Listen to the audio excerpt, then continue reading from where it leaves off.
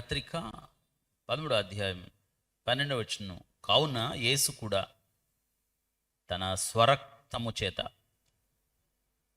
11వ వచనంలో పాప పరిహారార్థముగా అనే పదాన్ని గమనించండి. పాప పరిహారార్థం, పాపము పరిహరించబడడానికి తన స్వరక్తము చేత ప్రజలను పరిశుద్ధపరచుటకై గౌని వెలుపట శ్రమ పొందెను అని ఉంది. చూసారా? స్వరక్తం అంటే ఎవరి రక్తం? యేసు రక్తం. ఆ పైన పాప పరిహారార్థము అని ఉంది. పాత నిబంధనలో మనం బలు గురించి చదువుతాం. మనం ప్రతి బలి యేసు క్రీస్తు యొక్క శిలువయాగాన్ని చూపిస్తూ ఉంది. ప్రతి బలి ఏదేను తోటలో పాప పరిహారార్థం బలి జరిగింది. ఆ బలి జరగగా ఆ జంతువు నుండి చర్మపు చొక్కాయలు తొడిగించి వారికి తొడిగించిందని చదువుతాం. చూసారా? అక్కడే జరిగిపోయింది బలి. ఇంకొక మాట, మనం ఒక దృశ్యాన్ని చూడగలుగుతాం. జగదుత్పత్తి మొదలుకొని, అవును, ఎవరు? గొర్రెపిల్ల. ఎవరండి ఆయన? యేసుక్రీస్తు ప్రభువారు. ఇదంతా కూడా ఛాయ, అంటే దూరంగా కనిపిస్తున్నట్టు మనకు మిణుకు మిణుకుమంటి కనిపిస్తుంది. ఈ బలులన్నీ అంతే. మీకు ఇంకా అర్థం అవటానికి, ఒక వ్యక్తి, ఒక కుటుంబం యొక్క పాపం పరిహరించబడ్డానికి ఒక్కటే పరిష్కారం. ఏంటంటే బలి జరగాలి, రక్తము ప్రోక్షించబడాలి, రక్తములో ప్రాణం ఉంది, అర్పించబడాలి. వింటున్నారా? మీకు ఆదికాండం 22వ అధ్యాయంలో మరింతగా చూడండి. దగ్గరికి వచ్చే కొద్దీ దూరముగా ఉన్నది మనకు స్పష్టతనిస్తుంది. కాబట్టి పాత నిబంధనలో బలులన్నీ దగ్గరగా ఎక్కడికి తీసుకొస్తాయి? సిలువ దగ్గర తీసుకొస్తాయి. మీకు అర్థం అవుతుందా? మీకు ఇంకా అర్థం అవటానికి ఒక మాట చెప్తాను. మీకు ఇప్పుడంటే అన్ని డిజిటల్ కెమెరాలు వచ్చాయి. డిజిటల్ కెమెరాలు రాకముందు ఏముండేది? ఫిలిం ఉండేది. అంటే మిమ్మల్ని ఫోటో తీసిన తర్వాత వెంటనే ఫోటో రాదు. ఏమొస్తుంది? ఫిలిం వస్తుంది. ఆ ఫిలిము దాన్ని ఏం చేస్తారని మనకిస్తారు. నీకు ఫొటోస్ కావాలంటే దాన్ని డెవలప్ చేసి ప్రింట్లు వేయించుకోవాలి. ఇంతకు ఫిలింని ఎత్తిపట్టి చూస్తే స్పష్టంగా కనిపిస్తుందా? కనిపిస్తుంది. పాత నిబంధనలో ఆ బలులన్నీ కూడా మనకి దూరముగా ఎవరిని చూపిస్తున్నాయి అంటే యేసుక్రీస్తు యొక్క శిలువ మరణాన్ని చూపిస్తున్నాయి.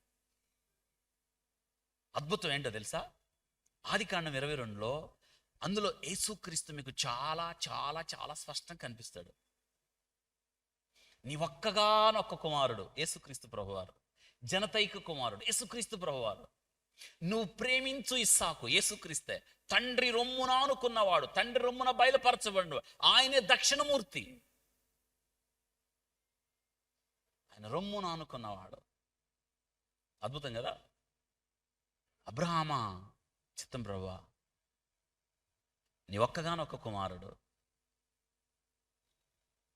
నువ్వు ప్రేమించు జనతైక కుమారుడు, అద్వితీయ కుమారుడు. దేవుడు లోకమును ఎంతో ప్రేమించెను కాగా తన అద్వితీయుడు అంటే నో సెకండ్. అద్వితీయం అంటే రెండోది లేదు, ఒకడే. అబ్రహాముకు ఒక్కడే కొడుకు. ఇస్సాకులో స్పష్టంగా మనం యేసుక్రీస్తుని చూస్తాం. వాగ్దాన పుత్రుడు ఆయన. ఇస్సాకులో అప్పగించుకొనెను, తను అప్పగించుకొనెను. చీల్చబడిన ఆ కట్టెలు ఇస్సాకు భుజముల మీద మోపగా మోసుకొని వెళుతున్న క్రీస్తు శిలువ యాగాన్ని మనం చూడగలుగుతాం. మించి తండ్రి బలికి ఏమున్నాయి? కట్టెలున్నాయి, నిప్పుంది. గొర్రెపిల్ల ఎక్కడా? ఒక మాట చెప్పాడు, యెహోవా అది ఆయన చూసుకోవాల్సిందే. జంతు బలులు మానవునికి రక్షణ ఇవ్వలేవు. అది దేవుడు చూసుకోవాల్సిందే, దేవుడు అనుగ్రహించాల్సిందే, దేవుడే రావాల్సిందే.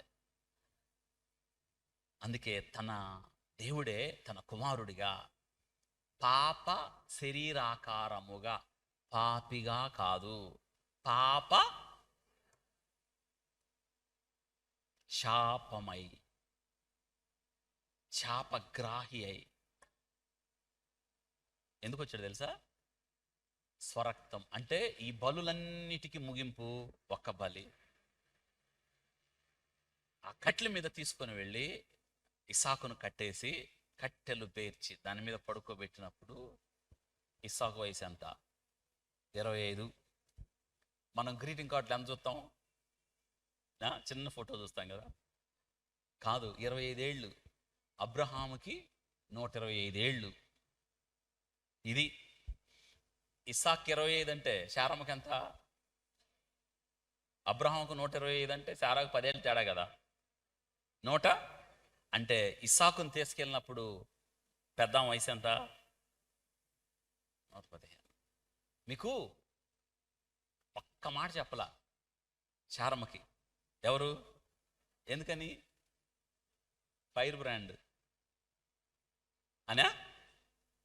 ఎందుకు చెప్పలా? ఏమమ్మా, దేవుడు నాతో మాట్లాడాడు. ఏం మాట్లాడాడయా? బలి అంటున్నాడమ్మా. ఎవరిని? ఆ బలేదు నువ్వమంటదా? ఎందుకు చెప్పలేదు? చెప్పండి ఎవరైనా. ఆదికాండం 22, ఆదికాండం 21లో శారా ప్రస్తావన ఉంది, ఆదికాండం 23లో శారా ప్రస్తావన ఉంది, 22లో ఒక మాట లేదు. ఎందుకో తెలుసా? ఇది తండ్రికి కుమారుడు సంబంధం. శారా ప్రస్తావన లేదు. దేవుడు లోకమును ఎంతో ప్రేమించును కాగా తన అద్వితీయ కుమారునిగా విశ్వాసముంచు నశింపక నిత్య జీవం పొందినట్లు అనుగ్రహించిన ఓన్లీ వన్ బిగాటెన్ సన్. ఒక్కడే దేవుడు, ఒక్కడే దేవునికి నరునికి మధ్యవర్తి, ఒక్కడే ఆయన క్రీస్తు యేసును. ఎందుకు వచ్చాడంటే ఒక్కటే మాట, ఇదిగో బలి, బలియాగం అవడానికి. అన్ని బలులకు ముగింపు. పాత నిబంధనలో మిడుకు మిడుకు మిడుకు మిడుకు మిడుకు అంటూ కనిపిస్తున్న ఆ వెలుగు కొత్త నిబంధనలో స్పష్టమాయను. ఆయన్ని కనుగొంటిమి. అందుకే మా కళ్ళు దేనిని చూచెను, మా చెవులు దేనిని, మా చేతులు దేనిని నిదానించి ఆయనే వచ్చేసాడు. నిజమే, ఎంత గొప్ప విషయం తెలుసా? మీరు టీవీలో ఒక వ్యక్తిని చూస్తూ ఉన్నారు అనుకోండి. ఏమ్మా, టీవీలో ఒక వ్యక్తిని చూస్తూ ఉన్నారు. టీవీ చూస్తావాక? ఇప్పుడు అదివరకు చూసేదాన్ని. ఓకే, టీవీలో ఒక వ్యక్తిని చూసి ఏం చూసేదాను? ఒక ఇదివరకు నువ్వు సీరియల్ చూసేదానువా? ఇదివరకు. ఇప్పుడు కాదు, సినిమాలు. ఏ సినిమా? సినిమా చెప్తాను. ఏ సినిమా నీకు ఎవరిని చూసేది? ఎవరిది? చిరంజీవే. అబ్బో, ఇప్పుడు టీవీలో చూస్తావు కదా. వినండి, టీవీలో చిరంజీవి సినిమా చూస్తున్నావు కదా, టీవీలో ఆయన బొమ్మ కనిపించింది కదా. ఆ చిరంజీవి బయటకు వచ్చి నీ ముందు నుంచుంటే ఏమవుద్ది? గుండె ఆగిపోయి, ఆశ్చర్యం కాదు, గుండె ఆగిపోతావు. ఇంకా ఆశ్చర్యం ఏంటి? యేసుక్రీస్తు అలా వచ్చాడండి. అది ఆయన కనిపిస్తూ కనిపిస్తూ చూస్తూ దూరం నుండి ఆయన ప్రవక్తలు దేని గురించి చెప్పారో, దేని గురించి ప్రవచించారో, కాలము పరిపూర్ణమైనప్పుడు గలతీ పత్రిక 4:4 వచ్చేసాడు. అద్భుతం కదా. అందుకే ఆయన గురించి చెప్పిన యోహాన్ అంటున్నాడు, మా చేతులు దేనిని తాకి చూశాను. ఎందుకు వచ్చాడంటే శరీరాన్ని ధరించాడు. ఒక్కటే కారణం, రక్తం చిందించడానికి వచ్చాడు, ప్రాణం పెట్టడానికి వచ్చాడు. యేసుక్రీస్తు ప్రభువారు ఎందుకు వచ్చాడంటే అనేకులకు ప్రతిగా విమోచన క్రయధనముగా తనను తను అప్పగించుకున్నాడు. వాక్యం రాయబడింది, తన స్వరక్తమిచ్చి. ఇది కాబట్టి మేకల యొక్కయు రక్తము చేత విమోచించబడలేదు, కానీ అమూల్యమైన క్రీస్తు రక్తము ద్వారా. అందుకే యేసు రక్తము ప్రతి పాపము నుండి నిన్ను నన్ను, అవును అంత మాత్రమే కాదు, గర్భాలయపు తెర పైనుండి కిందకి చెరగగా మనం అతి పరిశుద్ధ స్థలంలోకి ఏమొచ్చింది? ప్రవేశం వచ్చింది. ఇంకా గొప్ప విషయం ఏంటో తెలుసా? రాజులైన యాజక